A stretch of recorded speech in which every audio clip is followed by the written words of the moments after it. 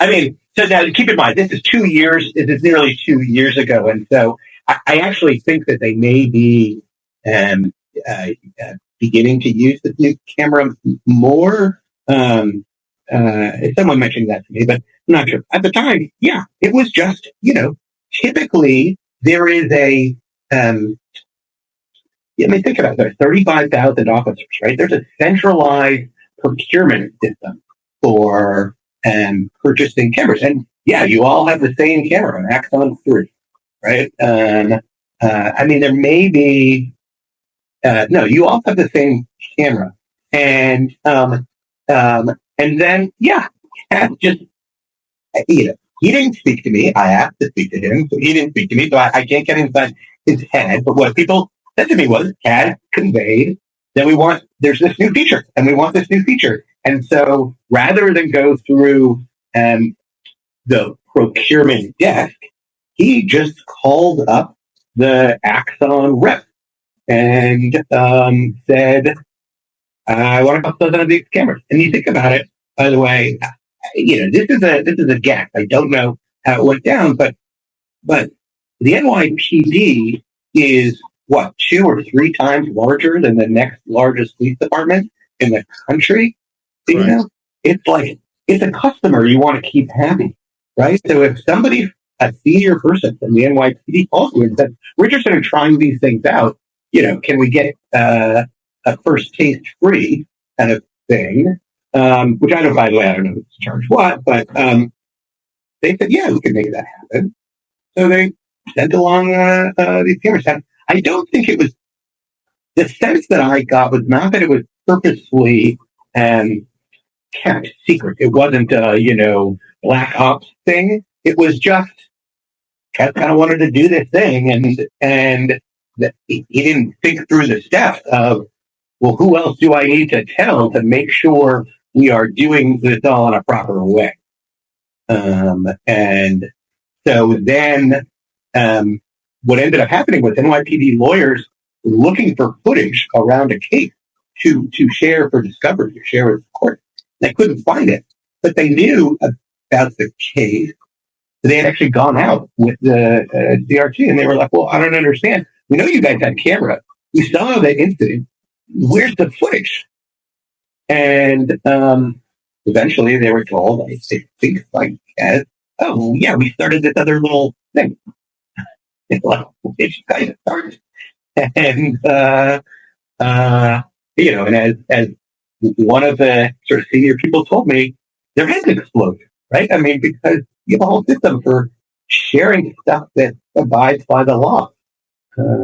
That's yeah. See, right here, Ron Lace is actually he points it out, and I'm trying to. I think this is the direction of what you're trying to say. The issue is that the Risk Management Bureau, which leads the body-worn camera, was unaware that they had them and could not monitor them under the federal monitorship. I think he's right with that, because in the same article you do reference the Risk Management Bureau, and they completely shunned. What's his name? Pontillo, right? Is that his name? Yeah, Pontillo, a fellow paisan of mine. And with this camera though, because so they want to. So the live stream went back to civilians apparently. So is Eric Adams had this live feed and what? I mean, what were they doing with this camera? They were, and it's apparently it's only a select group. Again, it doesn't. Yeah, it's job wide. It's a test. So I have an incomplete picture. What I know is who was given access, right? I know, it's like when you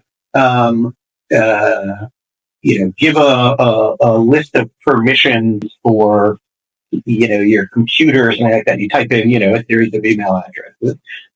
So I know that the mayor was given access. What I don't know is whether the mayor was sitting at 8:00, eating his celery and clean, greens and watching footage. I don't know what he watched or when. I do know. I will tell you. This just adds a little bit. Is I spoke to 2 people from the NYPD who said, "Well, I don't know about this special body worn cam, but I know that the mayor has done something like this before, where he has gotten access to the special body worn cam. This is, yeah. So, and I'm thinking, so because you said Kaz Dodry called them up. So I want to, do you know if this is on any of the NYPD budget? Who exactly authorized for him to buy these cameras? Or they bought? Or is this like a contract that we don't know about? Because how is this? Keep in mind, Eric, I didn't hear about this. They didn't say, hey, who bought these? Who authorized this? What? How much is this costing taxpayers? I'll tell you one thing, which is, again, we asked the mayor, we asked the NYPD about all of it. And so, and some of the responses surprised me. One of the responses that surprised me was when I asked about these cameras, they said, yeah, Kaz did buy these cameras. And I said, well, did the mayor have access? And she said, well, I don't know, but what would the problem be if he did? Because, he's just a hands-on mayor. I said, I'm fine quoting you to that effect, if that's what you like. So then they certainly, didn't deny it. In terms of the, it wasn't just the fact that sort of obfuscation went beyond the cameras. So you had mentioned a Risk Management Bureau and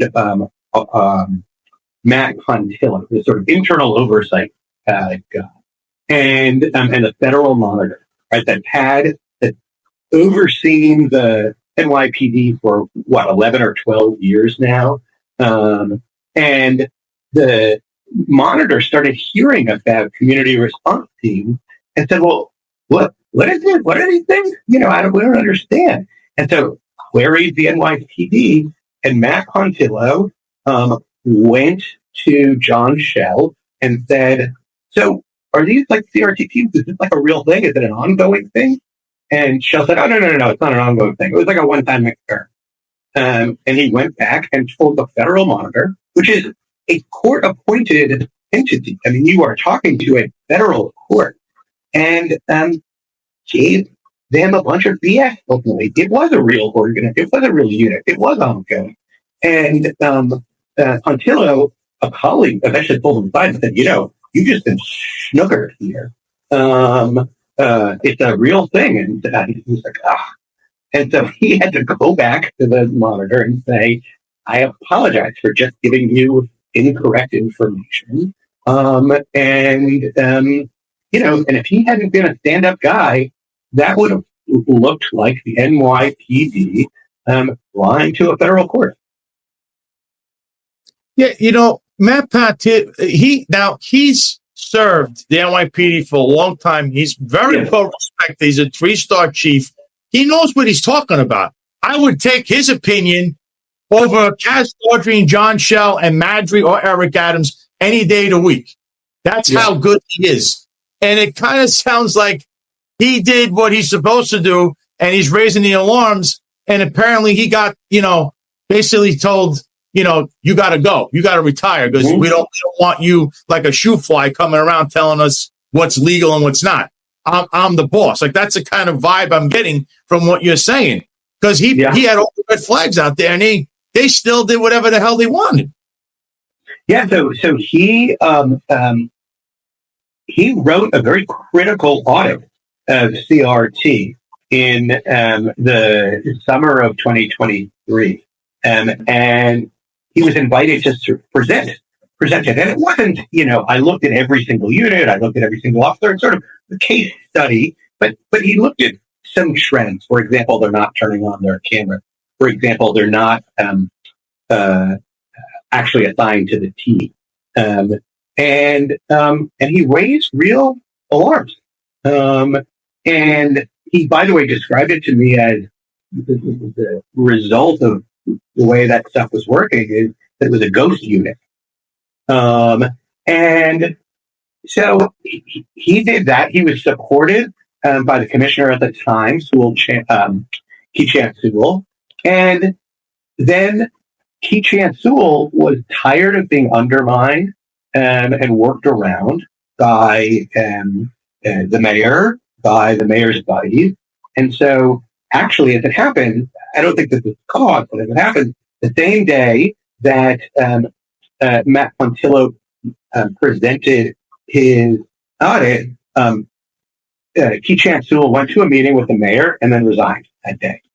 Her replacement, you know him well, Commissioner Caban. Oh, right? yeah. Commissioner Caban, one of the first things that Commissioner Caban did was present Matt Pontillo with a choice. Be demoted 5 ranks or retired. And Pontillo said, I don't think he really said it, but F y'all. And he decided that he's going to lead a nice, comfortable life upstate. And, so, yeah, multiple people I spoke to at the NYPD had tried to raise alarms, tried to push the NYPD in the right direction, and ended up getting pushed out or feeling like they were no longer welcome. Yeah, so I mean, in Ed Caban's tenure, it was all about partying and corruption, and the good guys at work, like Matt Pontillo, here's the door. We don't need you. We want to keep this in-house. And here's another question from Rob Lukash, who's, again, he's on the executive perspective, and he's a chief. He was a retired chief on the job. So he put, not uncommon to do a pilot program and not tell everyone, but wondering if the cops knew about it and if the union knew about it. Do you know anything about? Yeah, I don't know whether the union knew about it. The cops in the unit knew about it because they had new body cams, and they're different than the older one. But I can tell you that multiple people, I can think of 3 or 4 people who should have known about it within the system. So, NYPD lawyers, the sort of technical side of things. In other words, where it exists on a server, that kind of thing. The commanders just didn't know about it. Hey, this is just, and it almost feels, you've watched the show Cops, everyone knows it, and it shows when cops take action, and this is kind of why I believe the New York City Police Department wasn't on that show, or they were like temporarily many, many moons ago. And this whole pilot program with this life, it seems to me, because I don't know the legalities, I guess the federal monitor would be one, but other than that, this seems like another self-impressed thing, because these guys are big with pounding their chest in public and being on TV. Yeah. You just watched the clip from the Sal Greco show. If you want to watch the full episode, click the link below. And while you're at it, please hit the like, share, subscribe button. And don't forget to click the notification button also.